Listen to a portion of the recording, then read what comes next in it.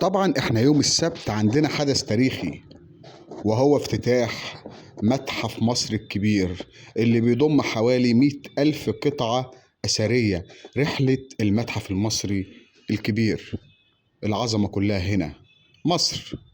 تم وضع حجر الأساس عام 2002، يعني قرابة 23 عام من التخطيط والفكر عشان نوري العالم احنا هنعمل ايه. حوالي مساحته 117 فدان، وهو جنب الأهرامات، يعني حوالي في 2 كيلو ما بينه وبين الأهرامات.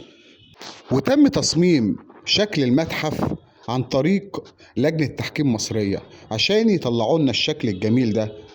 والمتحف بيتم توثيقه رقميا.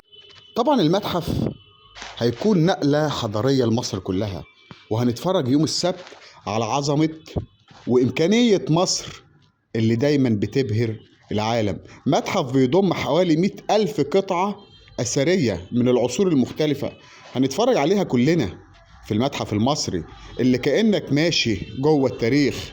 حاجة كده هتبهرك، زي ما مصر أبهرت العالم في افتتاح طريق الكباش ومتحف الحضارات والعديد والعديد. طبعا هنتفرج ونشوف المتحف اللي هيضم العديد والعديد والعديد من مختلف العصور في اليوم العظيم ده، يوم السبت. هنتفرج سواء عبر شاشات التلفزيون أو عبر الشاشات العملاقة اللي هتكون موجودة في الميادين. هنتفرج كلنا على حضارة مصر وعظمة مصر في اليوم التاريخي ده، 1 نوفمبر 2025، يوم تاريخي لمصر.